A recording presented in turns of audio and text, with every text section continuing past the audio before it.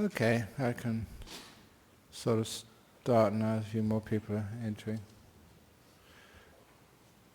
Okay, but these evenings it's nice even to sit outside. You can hear one outside as well as inside. So for this evening's talk, another request made online. This one was from a person in the UK. And it's quite a moving little story of someone who was not wanted as a child, an unwanted birth, and parents splitting up, and just being told to feel that they were just an obstacle to their parents' freedom and happiness, and always feeling a sense of lack of worth, rejection from the earliest times in their life. And as a result of that, never really doing well at school, never doing well in relationships, simply because one felt one wasn't worth anything. And because of that it was reinforcing their sense of failure in life and being someone who was just so low and worthless. And it was so hard to prove otherwise once you get into that cycle. So they wanted me to talk this evening on how do you deal with such people if you come across them, or if you're one of those yourself. From the very earliest moments in this life, you've been told that you're just an obstacle to other people's happiness, that you are worthless. So you're actually worse than worthless. You're just a burden on other people. And of course, you know that many people who have that very strong, imposed lack of self-worth eventually not only just become failures in life, but tend to self-harm, get into addictions and suicide, or they even do worse and harm other people. So it's all about how to deal with rejection and this very deep sense of lack of self-worth, which is imposed upon us sometimes by others. And the first thing which I always reflect upon is that you are not just conditioned by your genes or by your upbringing. You're much older than this life. In Buddhism we accept as an absolute, as a truth, as a provable proof. So a provable idea that we have many lives. And when a person comes into this life, they come with a lot of history. Unfortunately, it's buried deep inside of them. I'm not going to go on to the proof of reincarnation or rebirth. That was focused on, I think, last week by Ajahn and Ajahn Brahm's early Buddhism course, which I think should be online now. But there's so much evidence for that. But what it means is if you're a person who comes into this life and had a very, very hard beginning to your life, or even up to now, remember you're much more than this life. Deep underneath there is this other being which has been covered up, just by the trauma of your early life and thinking you're not worth anything. And because there is something more inside of you than just that, that is something which, as a Buddhist monk, I want to try and awaken a person to. They're much more than the abuse they have suffered. They have a much longer history than that. In Mahayana Buddhism, which we accept as well as Theravada Buddhists, we have all these different types of Buddhism, but they're all, as I keep on saying, the same cake with different icing on the outside. But they always used to emphasize the point that every human being has what they call Buddha nature. It's quite a beautiful idea. It means that you have the various highest, the most perfect, beautiful compassion, kindness, purity, love, truth within every human being. And it's something which I took on board a long time ago. So when I do go to prisons, or I do go to places like the Franklin Center to see people who are going through a very, very tough emotional time, and some of the locked wards because they have mental disabilities or mental disturbances, to see even in all those people there's the Buddha nature inside. There's this beautiful heart of peace and wonderful kindness and inside of them. And the results are really quite fantastic. If I go into a prison and see a murderer, see a paedophile, and I'm going to say that that's not what I see there, but see what other people say are these terrible people, and you look deeper inside of that terrible thing which has happened to them or why they did those things, you see that deep inside of them they've got this incredible, beautiful heart. And you've all probably heard stories of some of these monsters and gorillas who can be just so kind and gentle. And it's sometimes, wow, is that the person who was in the newspapers who did all these terrible things? Yes, it is. There's another part to them, which is again why I keep on saying there's no such thing as a prisoner, there's no such thing as a murderer, there's only people who have murdered, people who have done those bad things. There's something more to them, deeper inside of them. But it's how to get a person to recognize that deep inside of them there is a beautiful part to them. And it doesn't really matter what other people have said to them or done to them. And believing such stuff is nowhere near as powerful as seeing for yourself what's really in the center of you. And a long time ago I developed a simile which can really help here. It was a simile of the lotus flower. It's a very old simile of a Buddha. And that's why we do have many lotuses on symbols of Buddhism. And the first simile of the lotus is a simile that a lotus is born in the mud, in the dirt on the bottom of a lake or a pond. And it's really yucky under there, and it's very dark and very cold. And that's where a lotus is born. In the terrible times of your early life, it can be cold, rejected, hurt, even abused. But a lotus can grow in that stuff, in that muck, and it pushes itself up. What does it push itself up towards? To the warmth and the light, which you can sometimes sense at the top of the pond. And sometimes it just takes more than just one life to reach past the top of the pond into the warm light outside of the water. But many lotuses actually do that. The Buddha said it's born in the mucky stuff, but it pushes itself always towards the top, towards the light, and eventually breaks through and opens up into this gorgeous lotus you see in the lakes and the ponds, even in our cities. There's a very beautiful simile which shows that even though you're born in yucky stuff, you can actually grow right through that. And it's a tendency of human beings always to grow towards the light, to the warmth, to get out of the cold, yucky, dark, gloomy stuff. And that will always be the tendency for all people, no matter how they are born. Sometimes, it's like they're being born under a rock and they can't push through it, but you do with a bit of help. But the other simile is one of the more powerful ones about the nature of the human being, and that was the simile of the 1,000-petal lotus. I usually just use this for meditation practices, but it's appropriate here. Because if ever you see a lotus at night time, the lotus is always closed up. And if ever you look at a lotus flower when it's closed up at night time, no one would ever expect that in that dirty, dusty, serrated, unfragrant, unbeautiful exterior could be these incredibly fragrant, beautiful petals inside, because the lotus is closed up. And of course, that is my simile for people who are all closed up. And all you see on the outside of them is their rough edges, their negativity, their darkness, their pain. That's on the outside. Because it's the outside petals which have to take, the experiences of life.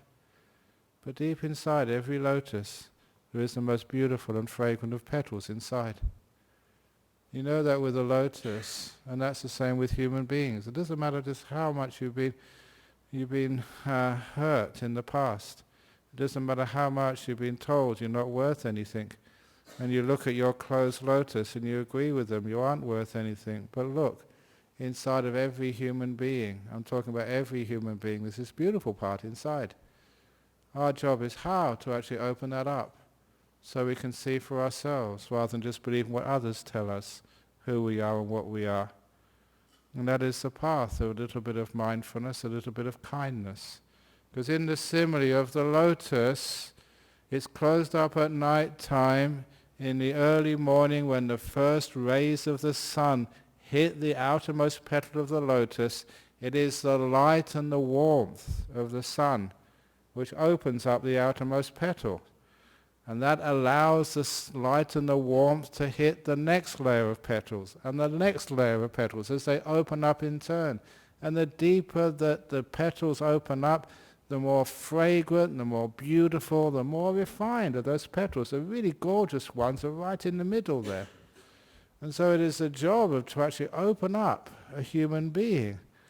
And so they can see for themselves, despite what your parents may have said, your teachers may have said, your case officers may have said, there's an incredibly beautiful person inside there. It's just opening it up so you can see it for yourself, so you don't just have to believe me. And to be able to do that is, some of the purpose of our spiritual life. How do we actually do that? How can we open up? How can we actually allow the light of the sun and the warmth of the sun to open us up? And of course the light, that represents awareness, mindfulness. And the warmth of the sun represents kindness, compassion. That is actually what opens us up. We are become aware. It's a really great, courageous thing to be aware, to be mindful, because when we first become mindful, we're not really all that happy with what we feel. When I become mindful, when I sit here, I'm aware of this old, tired body. I'm getting old now. And as you get old, there's more aches and pains. And so as soon as I stop rushing around and can sit still, what am I aware of? This yucky feeling in my body. But I am kind enough and wise enough just to stay with it. Because there's a wonderful thing happens with awareness when you have kindness. When you're aware of even a pain in the body, too hot, too cold, it's been not very nice temperatures. I don't know about where you are, but in Serpentine it's been very uncomfortable weather the last few days here. But what do you do with it? You stay with it, you're aware of it, it changes. Because when you're aware of something and you stay with it, it actually softens up and it becomes much more comfortable. The problem with doing any awareness training is you don't stay there long enough to allow it to work. It's not something which will work straight away. You've got to stay with it, and sooner or later the mindfulness becomes aware of something really quite pleasant. So to be aware of those feelings of lack of worth, of feelings of rejection, feelings that you are worthless, be aware of it. Don't run away from it, for goodness sake. And number two, please have some kindness as well, which is probably the hardest thing for people to learn. Awareness, mindfulness is not a hard thing to learn these days, but kindness, incredibly, is the most difficult part of the equation, to open up the lotus and to see what a beautiful person you are inside. It's the warmth of the sun which is necessary. And to get that warmth, to open yourselves up, if you don't receive it from other human beings, because we're not good at being kind towards one another. Even family members, you would think family members, brothers and sisters, would learn how to be kind to each other. But you just remember at Christmas time. When you go home, I remember going to visit my family at Christmas a long time ago. And they were just so kind to each other when they went to visit each other for about 5 minutes. Oh, nice to see you. How have you been? And then the argument started. I mean, your family members, can't you be kind to one another and let each other be over Christmas time or Chinese New Year or whatever? Just learn how to be kind to one another. And how do you do that? At least speaking kind, looking kind, feeling kind, being kind. And that just softens all of the negativity and the bad speech, which it's hard for people to do. So we do need examples of kindness so we can actually grow in simple things like loving kindness. And one of the easiest ways to learn loving kindness is to get a little pet.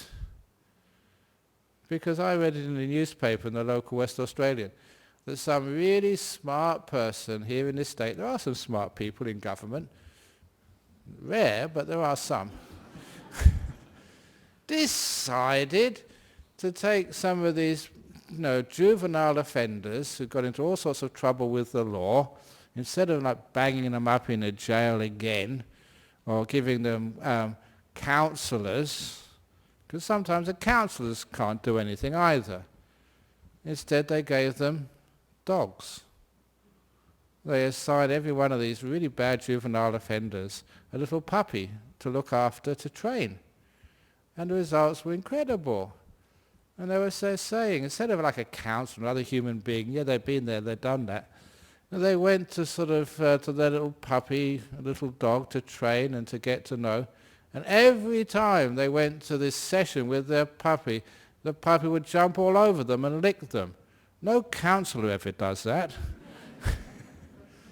Not even a monk does that. I'm not going to lick you. But these dogs would do that, and that just melted some of these really repeated offenders. And they were just only 16 or 17 and gone through just a lot of therapies, and that really got to them. Something was giving them unconditional love. And of course, the puppy can't talk to you, but it does actually show you there was something inside of them, that this little juvenile offender had somebody who really cared about them and loved them, and that started opening them up. Sometimes you think, oh gee, having puppies and dogs, can't we have someone who's can actually talk to us? And I told on the retreat that when the monks from this tradition first went to England, the people there were a bit concerned. Can we, this was in the early days when there wasn't so many supporters. Can we afford to look after a monk? How much does it cost to look after a monk? And it was this guy, he became the head of this trust which looked after our monastery in England. He was an economist, and he was actually on the board of the Bank of England. He was a professor at one of the universities in England. So, he really knew his stuff about economics. So he decided to work out, before they invited any monks to their place, how much does it cost to look after a monk? And surprise, surprise, he found out that it's much cheaper to look after a monk or a nun than to look after a dog. Dogs are far more expensive. And so that when he found that out, to his surprise, and there's lots of similarities as well when you think about it, because the dogs live in little huts. We live in little huts, not dog houses, but monk houses, called kutis. And the dogs eat out of a little bowl, just like the monks eat out of a bowl.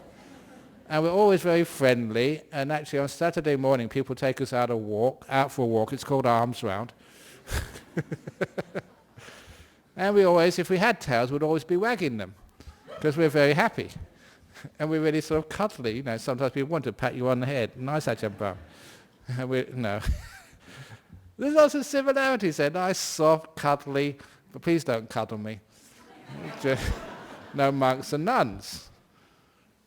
But, because we don't have that many, you can't go and buy one from the Buddhist Society, so every home can have one. I'm sure it'd be a very good sales if we could have monk shops, have little monks there, so you can just go and buy one, when you feel a bit sad, and just take them for a walk every morning.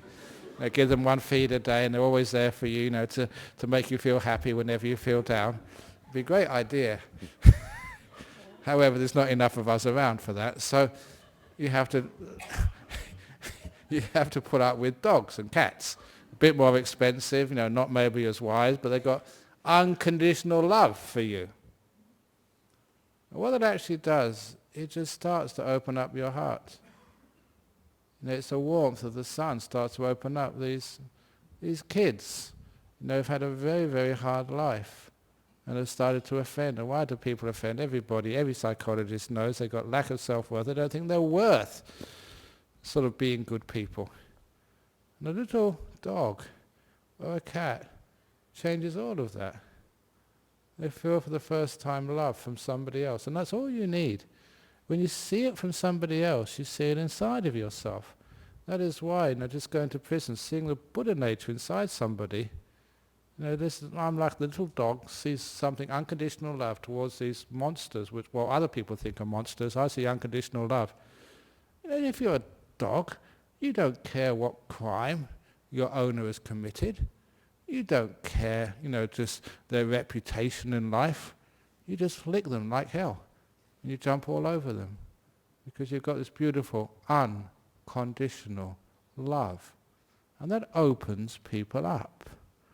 Which is one of the reasons why this person in UK who asked me this question, if you really do feel you have a lack of self-worth, and you're not worth anything at all, you're like a little ant who deserves to be squashed. I think that's the word which she used.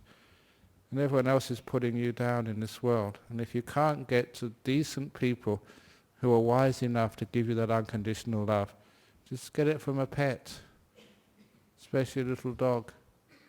and learn unconditional love from one of the experts in our world. And just that will sort of start to open you up. You find a dog loves you and is kind to you.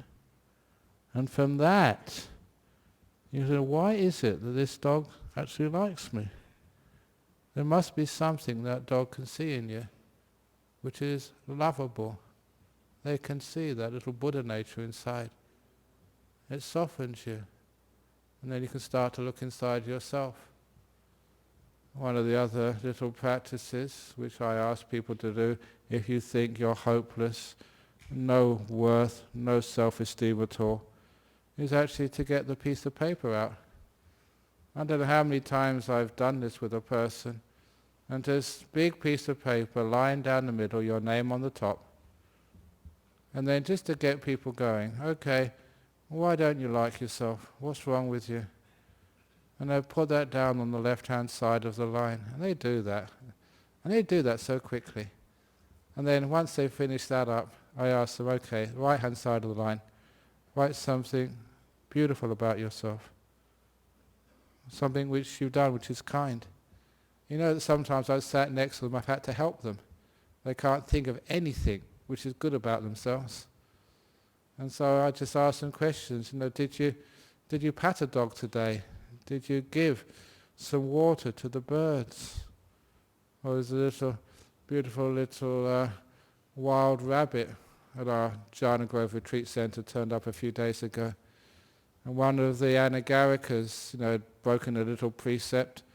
And he's really upset about himself. And so I said, I'll give you a penance. What's a penance? What do I have to do? And so there's a hungry rabbit over in Jhana Grove. Go and take a carrot from the kitchen and go and give it to the rabbit. It's a wonderful little thing. A little wild rabbit. It's just hiding there because it's really hot in the forest. And then next to the wall by the Japanese garden, those of you who know Jhana Grove, he's just been hanging out there to get away from the heat of the forest. And so you just go up to him and just give him a carrot. And it's just so cute. And even if you're a multiple murderer, it will soften you. Just see a little rabbit just twitching its little face and smelling the rabbit and then really getting into it. And apparently it eats it really fast. It's a very guzzly rabbit. But anyway, it's just beautiful to be able to feed it. And that makes you really soft. It makes you not to be so negative towards yourself. So a little bit of kindness with a rabbit, with a dog or something, it just starts to open your heart up. And then you can write that down on the right-hand side. Yeah, I gave a carrot to a rabbit today. And it's a strange thing, which may be, not strange for you because you can understand these things, but for others it's a strange thing that once they get the first thing down, the second thing is much easier. Some other little good thing, kind thing they did. And the next thing, and the next thing, and they can actually soon fill up the right side of the paper. And the next thing which you do is to tear the paper in half along the middle line. You throw all the bad stuff away. That belongs in the trash can, and you keep the right-hand side. All of your good qualities, which somehow or another, you've managed to open up to. And you keep looking at that, you realize you're not such a bad person. In fact, you're really quite good. You've got some kind qualities, and once you keep thinking about those kind qualities, they tend to grow. And you become a kinder, more compassionate, spending more time with other people start to like you, and you can't believe it. What, they like me? It's a strange thing like being a monk, especially the young monks here. Sometimes that they think, oh, Ajahn Brahm, he's so wise, he's been a monk for 40 years, but me, I don't know nothing. But we have this little ways of even bringing up their confidence that they know a lot about Buddhism, they know a lot about Dhamma. They've been trained by me, they've been brainwashed by me, they know a lot. And so we have this youth group every Saturday evening, the Kalyana Mitta group. Yeah, of course I could go to that group and teach them, but that's missing out. I get the younger monks, push them in there. And then afterwards, they come back and they think, wow, people actually enjoyed what I said. They actually thought I was wise. And that's a mind-blowing for some of the young monks.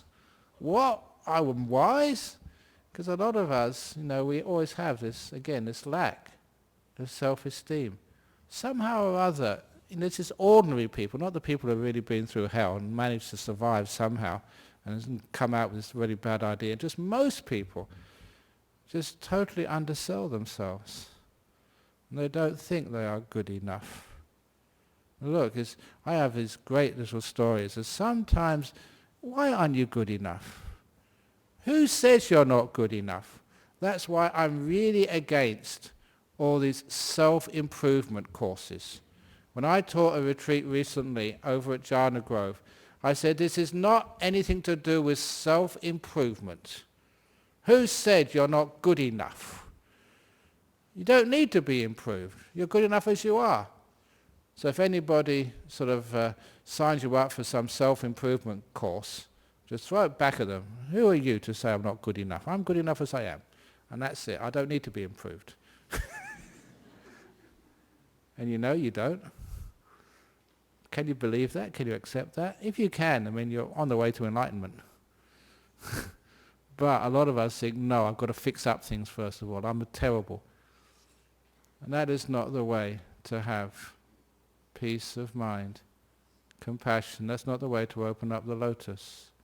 Try to fix yourself up. Your lotus opens up through awareness, not criticism, but kindness, compassion, allowing yourself to be who you are, no matter what that is. That gives you the confidence. And the confidence starts to open up really deep down inside of yourself. It's one of the reasons why there's far too much criticism in our world. And please don't be one of those people who criticizes. Be one of those ones who praises. Now take your children, for example. Don't you bring up children like the person who wrote to me from UK, always putting down your kids. You're not good enough. You're in my way. No, I got work to do. I can't spend time with you. Please, give your kids some confidence in their life.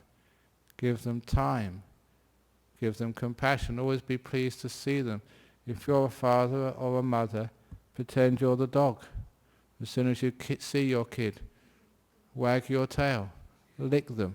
Oh, no, don't you know, kid, I'm busy. Get out. Do your homework. Watch the TV. Whatever it is, because if you don't show that kindness and love to your kid, of course the kid thinks they're not worth anything. That your work is worth much more.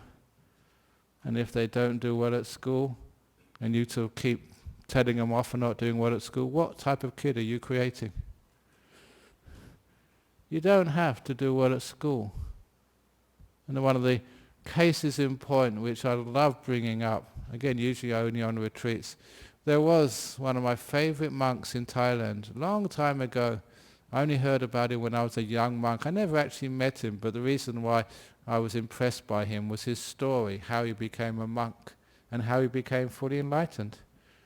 Because he was a young kid when he went to grade 1 in school in the northeast of Thailand. It was only basic education, only 4 years of school. This was over 40, 50 years ago. Only 4 years at school, and then you were out in the fields ploughing and doing stuff with your father and mother as subsistence economy. So when he went to grade 1 at school, after finishing the year, his teacher said, I'm sorry, I can't pass you. You can't go on to grade 2. You have to repeat grade 1. I don't know how anyone could fail grade 1 at school. Maybe plasticine, you can't do plasticine. I don't know what you do. How can you fail grade 1? But this kid was so stupid, he failed grade 1 and had to repeat it. Well, all his friends went on to grade 2. And after another year in grade 1, his teacher said, look, I'm sorry, just with the best will in the world, you have to repeat it for a 3rd year. And after 3 years of repeating grade 1 at school, the teacher, the headmaster again, sorry, we can't pass this kid. He's that stupid. And anyone who can't pass grade 1 after 3 tries, it's a waste of time getting him to help plough the fields. It doesn't know one end of a water buffalo from another end. And So the only place they could send him, this was in Thailand in those times, if you were that stupid you can't pass grade 1 after 3 years, was to send him to the monastery and make him a novice monk. Now not all novice monks start their life out like that. And the reason they send him to the monastery, village monastery, because that was just a catch-all, that was a social safety net. And at least the head monk in these monasteries are always incredibly kind and so patient, much more patient, than any sort of teacher in a school. So this head monk in this monastery took this young kid under his wing and tried as much as he could to train him. Now we have to do some sort of chanting, as a Buddhist monk. And he tried to teach him how to chant simple things like the Namo Tassa. And so you get the first word, Namo, what's the second word? Tassa. Oh yeah, Tassa. What was the first word again? He was just so dumb, he could not even do Namo Tassa. And after a couple of years in the monastery, in the village, even the abbot just could not teach him. So the last resort, the final resting place of such hopeless little kids, were the Forest Monasteries, where I come from. So they sent him to one of these forest monasteries where you don't have to do the chanting and you just meditate all day. And this fellow, his mind was so simple. They just asked him, just watch your breath go in and out. And he could do it with no problem at all because he didn't think that much. Not like you guys. And so this person, which everyone thought was stupid, he got into the deep meditations really quickly and very quickly became fully enlightened, an arahat. So you say, who's the stupid one? Not this guy. His mind was so peaceful and so pure and kind. Interestingly, I remember the story, they said, well, as a monk he had to do some chanting, and he could chant very well after that experience because what he actually did, so he said, that, with a powerful mind like that, he could remember his past lives. He remembered the past life when he was a monk before, and when he actually did learn the chanting. And he would actually connect with that past life whenever he had to do the chanting. So, he's actually sent his memory back, and that's why he could chant in this life. But in this life, his mind was so simple, he could hardly remember anything. And the reason I tell that story is, how can you judge a person? There was a person school judged to be mentally deficient, but when he found his niche in life, he became this incredibly powerful, wise, great meditating teacher. So, lack of self-esteem is just we haven't found our niche in life. And everyone has got this beautiful character inside of them, just need to be opened up. He opened up because he was sent to the right place, the Forest Monastery, where he could actually show just what he was made of. And so this is with everybody. When we find the right place for ourselves, all this judging, whether you are good or bad, ugly or healthy. I was telling some people that if any of you girls, are fat, it's just you were born in the wrong time. Because if you look about 50, 100 years ago, I've seen all these old paintings, in the National Galleries, of these really beautiful women, and they were already fat. And so if you are just overweight, your timing was off. You should have been born 100 years ago, then you'd be hot. But fat people are good as well. They're really good fun. So don't ever demean yourself and think, I am ugly or I am not smart. No, everybody has incredibly beautiful parts to them. The trouble is that we always tend to receive criticism. And this is one of the reasons I'm asking each one of you to please be careful, especially the way you talk to your kids, to even just be mindful for one day of how many times you praise your children and how many times you criticize them. This is your children. And if you can keep some sort of record of that, you'll be shocked how many times you put your kids down and how rarely you actually praise them. And now you can understand why your kids misbehave. Because you think you love them, but you don't express it. You think you're caring for them, but what they actually hear is they're never good enough. Never good enough at school, never good enough at life, never good enough looking after their room, always watching too much TV, spending too much time on video games, whatever it is, never good enough. And I noticed that some years ago. I was on a bus coming back from, I think it was teaching at a school, coming back here, and just sitting behind two girls, maybe about 13 or 14, on their way back from school, best friends, and listening to what they were saying. I was overhearing them, sitting right behind them, and listening to their conversation. I wasn't so shocked because it reminded me of my school days. The conversation went something like, you've got flat breasts, you're never going to get a boyfriend, but you've got a big nose, you're not going to get one either. And it always came picking faults in one another, and these were the best friends. Do you remember that at school? Sometimes even your best friends are picking faults with you, let alone your enemies. So when that happens, people actually come out of school, they come out of the beginning part of their life thinking there's something wrong with them, they're not good enough. And of course that is the old lack of self-esteem, and that is why people actually have failures in life, failures in relationships. It's also actually why we seek for relationships. As I mentioned in a talk recently, that's why people actually like to fall in love. At last is one person who doesn't criticize me, who loves me for who I am. Because when somebody says, I really love you unconditionally, darling, you're amazing, you're wonderful, you're incredible, I'm so lucky to be with you. For some people that's the first time in their life they feel validated. What? I'm okay? It's an incredible gift of that unconditional love which a person gives you. But unfortunately, because it's a romantic love, it usually doesn't last that long. And that's a really downer afterwards, when at last you thought you were worth something and they reject you. That's one of the reasons why breakups can be just so devastating for people. But why can't we do that with one another, even though there's no sort of romantic or sexual relationship involved? Why can't we respect one another and show kindness to one another and praise one another? And my goodness, that's what I keep trying to do at monasteries and try to do at Buddhist societies and try and do with each one of you. Always building you up and praising you. Thank you so much for coming here. Thank you so much for all the incredible generous acts you've done in this world. Because you receive that praise, what does that do for you? It does feel that you are worth something.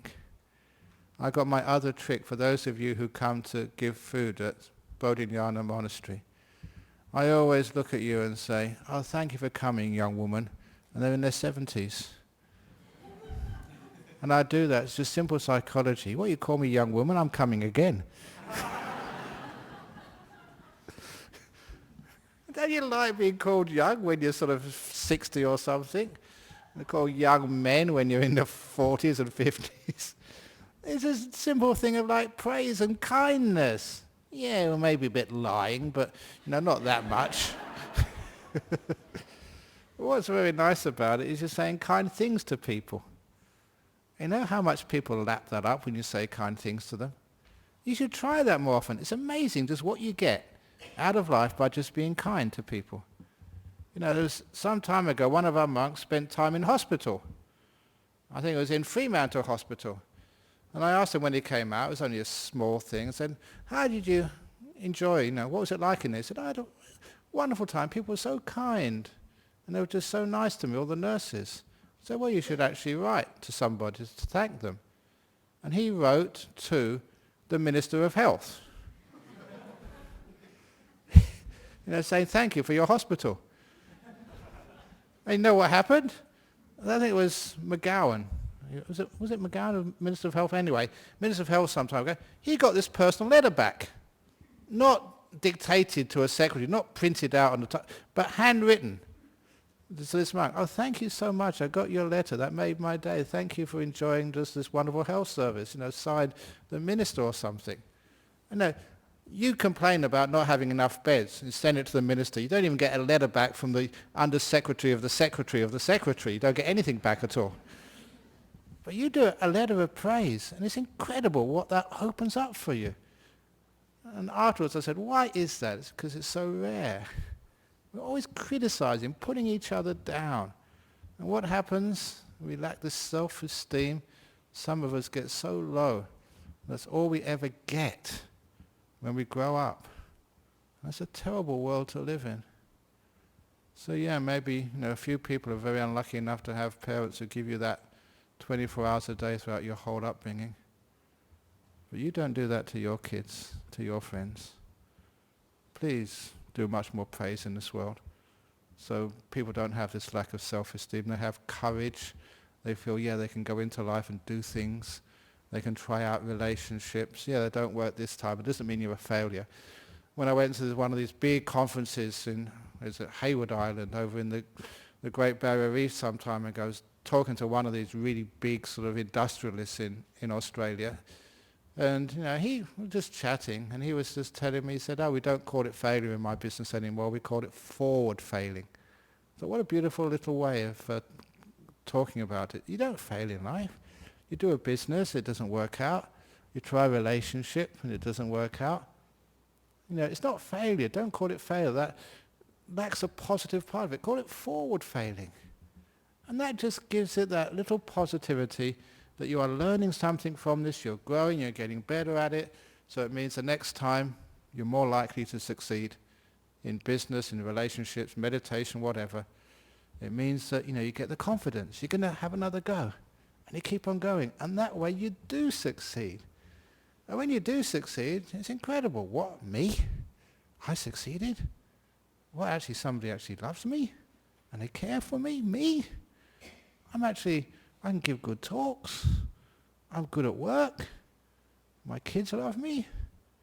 Why is that me? I can do that. And then you start to open up and see, you have got this beautiful Buddha nature inside of you. You have this kindness and goodness inside of you. And it's opened up. With the mindfulness and the kindness, a little bit of praise, it's actually working. So it's just getting it started. Starting to open up the lotus of some of these people who've been closed for such a long time. And the outside has been just so wounded and so scarred. They don't think they're good enough. The other story which, I don't know how many times you've heard this one, but it is great. It just fits in at this point. Because sometimes people only listen to one talk. They don't know what I said 2 weeks ago, 3 weeks ago. That's always the story. I told this at a conference on mental health, during the winter time last year. And that was over in the convention centre in Perth. And the person came up to me afterwards and said, she apologized to me. Because she said, when I first saw you coming into our conference, please excuse the language, this is what she said. I thought, who is this wanker coming to our conference? And she came to apologize for thinking like that, because I made her laugh, I made her cry. What made her cry? These were clients, who had been through mental health problems and were just, trying to do something to improve the service for others. She said the story which made her cry, was, my story of the trees in the forest. I often use this when people go to Bodhinyana Monastery or go to Jhana Grove, but you don't need to say it there, say it here as well. Well, if you go this weekend and go for a walk in the forest somewhere, please find a perfect tree for me. A tree which has got all of the branches equally spaced, only green leaves, no yellow leaves, no brown leaves, and no leaves which have been eaten by the insects, which is perfectly straight, not crooked or leaning to the left or the right, and with a bark which hasn't been damaged by the bushfires or by the winds and things hitting it, a bark without scars on it. And if you can find such a tree, you'll be the first in the world to find a tree in the natural forest, because every tree, you look at them, they're all bent and crooked. They've all got branches which have fallen off, and that leaves the holes, where the birds and other animals can nest. And if you look at the leaves, there's lots of yellow leaves and brown leaves and leaves which have been eaten by insects, and all the trees are crooked and bent, and the scars on their bark, the bark is really rough and knobbly and scarred. They're the beautiful trees. And I said in this talk, if you are one of those trees all bent and crooked, with heaps of scars on the bark, with branches which have been ripped off by the storms of your life. You belong as one of the beautiful trees in the forest. You're my favourites. Because certainly I like the crooked trees, the bent trees, with all the scars and the knobbly bits on the outside. They're the ones which are beautiful. So if you're one of those scarred and damaged trees, don't let anyone say there's something wrong with you. In fact, if you're totally perfect without scars, you're not bent at all, there's something wrong with you now. You're unnatural. That doesn't exist. You're not beautiful. What that actually does, it takes people who have been through difficult times, and instead of looking at them as if they don't belong, they do belong. And their scars, bent and crooked, is what makes them beautiful. What they're doing is they're seeing beyond what other people see. They're seeing the beauty inside of them. They're opening up the lotus to see the Buddha nature inside of them. It's incredible when people do that. They blossom. You don't have to be like a supermodel or some footballer for the West Coast Eagles or the Dockers to be incredibly hot. All you need to do is to open your heart and see this beautiful kindness and joy and purity inside every human being. And then when you start to do that, what other people said about you just doesn't make any sense at all. You totally reject what other people say because you can see inside of yourself what's really true. Whether your parents didn't love you, they rejected you, they beat you, they sexually abused you. That happens to so many people. That doesn't make you an ugly person. It's not that you don't belong. Yeah, you're bent, you're crooked, you're scarred. You're beautiful. And when you can start to see that, your lotus opens. You find you belong. Your lack of self-esteem, the feeling that you don't belong, that you're rejected, disappears. And then all the other beautiful things in life, the relationships, the success, going to work, the joy, the happiness, the laughter, it all comes to you. You open up. A lot of times, because of fear, we close up, hurt so many times we don't want to trust anybody. But the only thing which opens you up is the kindness, the mindfulness. It opens you up enough to trust. There's lots of beautiful people out there. There's lots of dogs who've got unconditional love. If dogs have got that, how many human beings have got even more? When that starts to happen, people just soften, open, heal. And instead of causing harm to themselves and in this world, they don't go out trying to do good in this world. They just naturally do good. Kind, beautiful, happy people who just want to spend time with one another. Why? Just like a dog will come and run up to you and lick you, even though they don't even know who you are. And that's a beautiful kindness in our world. When you see that, it's there. We need more of it. We need it to be shown more and more. So please never lose the opportunity, never pass it by to be kind to someone, to say a beautiful word. Whether it's a bus driver who takes you to work in the morning, whether it's somebody stuck in the traffic, you can roll your window down, hi. Little acts of kindness. One of the hardest places to crack, for me anyway, is the London Underground. But I've succeeded many times. If you ever go in the London Underground, you're not allowed to look at each other, you've got to look down.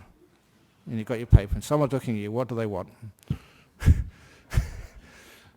But there's a mark you can do that. I remember just very easy, you're stuck in this underground, I don't know how long, and this is depressing.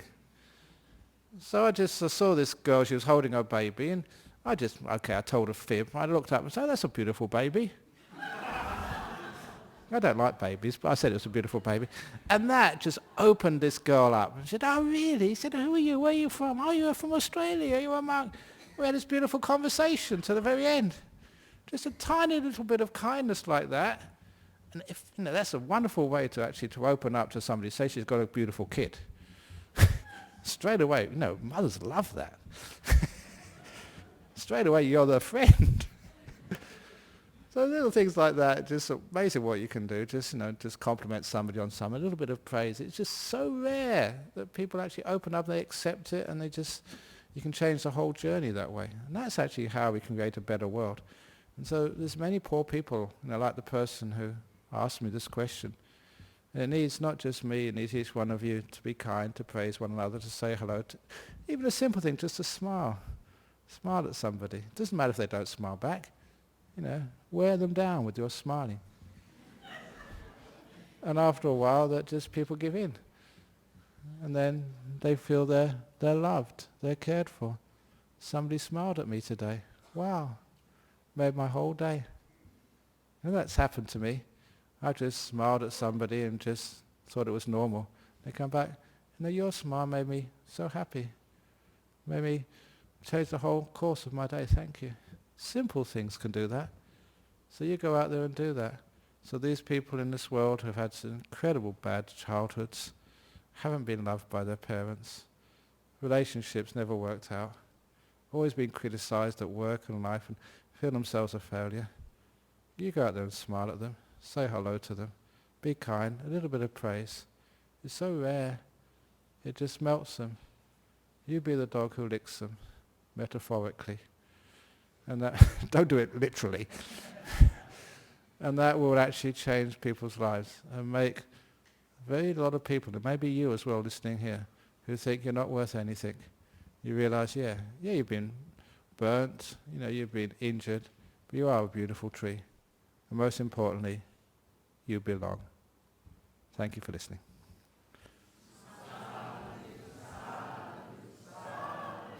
Very good. Okay, that was from the little person over in UK who asked me to talk about this. I hope it works. It was very sort of sad to hear that how people are treated. You've got some questions over there. Okay, these are questions from overseas. Any questions from here? We can just deal with them in a few moments. Here we go. First of all, from Malta.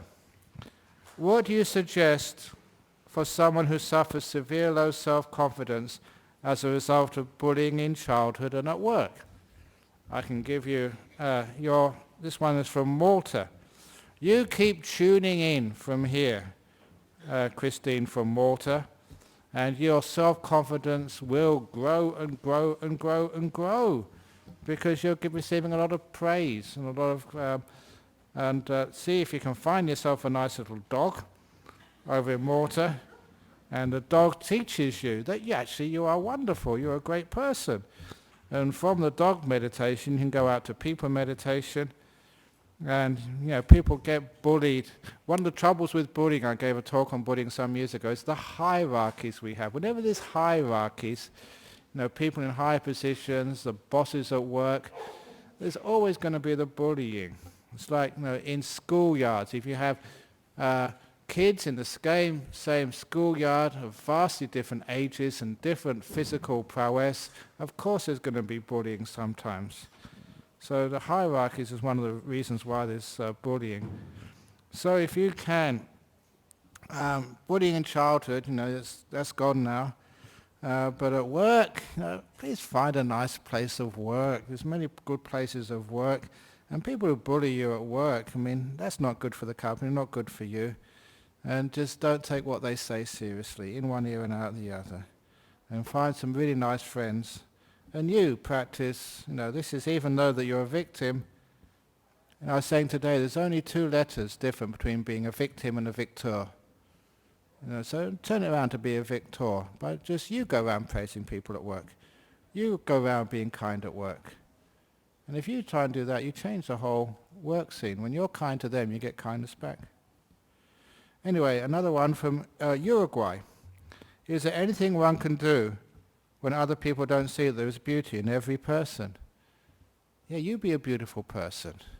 You be such a kind person. And they see the beauty in you. And then when you go and see other people, you see beauty in them. When you can see beauty in another person, then they start to see it in themselves. Again, that's what I did when I went to prisons where people tend not to see beauty in themselves. Because they're, in Australia they wear green clothes, and everyone else wears other types of clothes, but when you're in jail you wear green clothes. In some prisons in the United States they wear orange clothes. Everything keeps telling you you're a prisoner, and you've done something wrong. And every time of the day you're reminded that, of your crime. Nothing reminds you of the other part of yourself. So that's when you need people like myself to go inside a prison and say, yeah, you're not a criminal. You're a person who's done a crime. I see the other part of themselves, other part of them. And the thing is, when I see that beautiful part of them, they see it in themselves. So Caroline from Uruguay, you go around seeing the beauty in other people. That's your training. And just because you see it, they will start to see it themselves. And lastly, from Perth. It may be someone sitting in here, because sometimes people said we didn't have a chance to ask a question because you only answer questions from overseas. So actually sitting over there, they got on their phone and they wrote a question. Okay, how does the Buddhist philosophy deal with the concept of the clinical psychopath? I believe that these people are worthy of empathy as they are only hardwired in a different way. However, they exert a large influence over society at large, but due to their nature, does the lotus exist within this personality type? Of course it does. Clinical psychopath, be careful of what the clinical system diagnoses and stereotypes people as. If you label a person as a psychopath, they become a psychopath. They live up to your expectations. And there's no such thing, as far as I understand the nature of the human mind, in Buddhism there's no such thing as a psychopath. There's a person who exhibits psychopathic tendencies. And it's not hardwired, there's much more to the human being than the brain. And don't think there's something wrong with the brain, that's why they do these things. Otherwise you give them all of these chemicals, to try and change their brain chemistry. Or take out part of their brain with surgery and stuff like that, thinking that's going to help. It's not just the brain. It's this mind thing as well. And if you can get into the mind stuff, then there's another whole area of treatment. So, with a clinical psychopath, there's no such thing. Unfortunately, you have to diagnose these things, and that's a really unfortunate part of our society. It's a person who's exhibited psychopathic tendencies. But then, is there another way to deal with that? Can just a person who has no empathy learn empathy? And of course, one of the great examples I was talking about, these kids, who were, I don't know what they were diagnosed as, but were probably diagnosed as hopeless cases, and they just learnt some empathy themselves, from little animals. Maybe it's because animals were safe. People had hurt them so many times that they would not open up towards the kindness of a human being. But a little kitten or a little puppy just melted their defenses, opened them out. So I'd actually get a psychopath, a little puppy. And even if it killed it, I'd get him another puppy. So many puppies until the puppy broke the psychopath down. That's probably what I would do. They exert a large influence over society at large. It's because we're afraid of them. We don't know how to deal with them. So eventually we just institutionalize them. But how many psychopaths who are supposed to be psychopaths actually do change and do learn? I'm sure there's been quite a few who actually open themselves up to kindness. It's just the conditioned nature of the mind, to be conditioned to be afraid, conditioned to hide the empathy. I don't know, for a long time I said this story. I remember as a young monk I had this dream once. It was a very powerful dream, which I remember it so well. And I remember just dreaming that I was being tortured. I don't know if this was a past life, but it was very vivid. Being tortured by people stabbing me, and it hurt so much that I went to a deep place inside myself just to escape the pain. It was the only place I could find.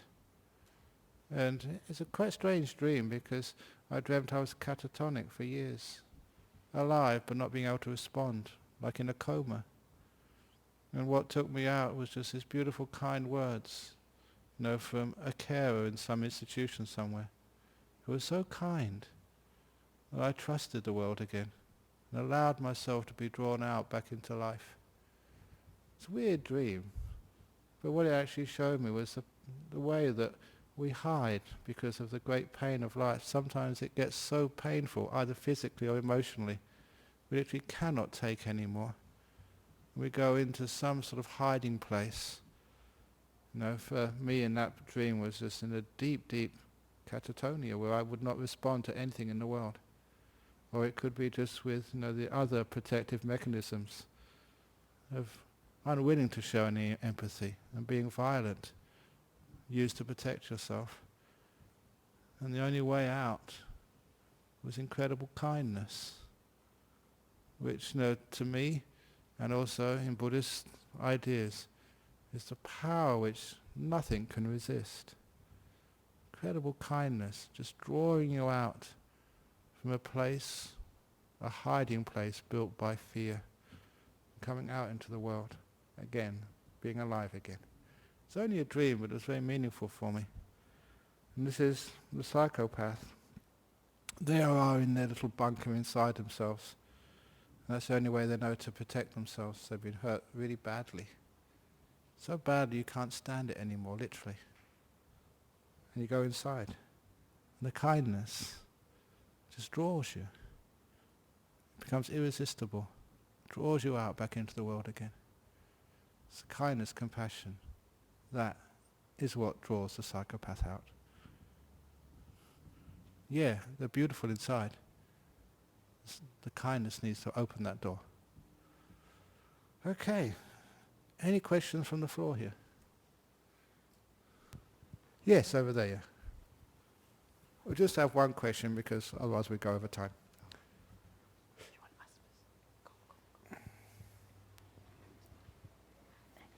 You said earlier in the talk that there's no need for self-improvement. Yeah. And so my first question is this: isn't self-improvement just about growth? And isn't growth just what we are doing right now, about learning meditation, coming to talks like this? Yeah. And my second question is that how do we reconcile growth and being content? Well, exactly. It's when you're content, only then do you grow. And this is the same thing with self-improvement. If you're trying to improve yourself, you tend to get worse. We've been trying to do that for years, trying to improve society, trying to improve the economy, trying to improve... And a lot of times there's something psychologically wrong with that. I don't know if you've got a partner in life, but please never, if you've got a nice partner, boyfriend or a husband, please don't try to improve him. If you try and improve him, you'll destroy your relationship. It's not about improving the person you stay with, it's by caring for him. And when you care for him, then he improves, then he grows, just like you. If someone cared for you, really cared for you, you blossom. You'd grow. To grow a flower, you don't need to stretch it. You just need to care for it. The warmth of the sun.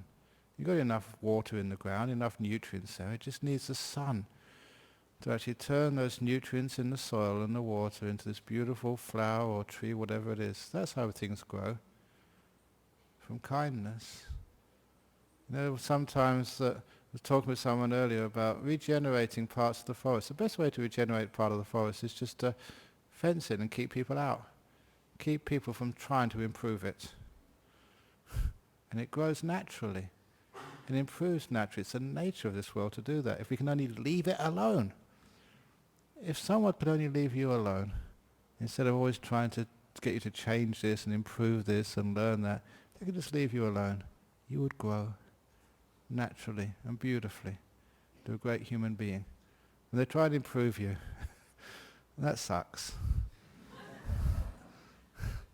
And look, you've heard me teach meditation. If you try and improve your meditation, it gets worse. If you care for it, just let it be. Well, you get enlightened.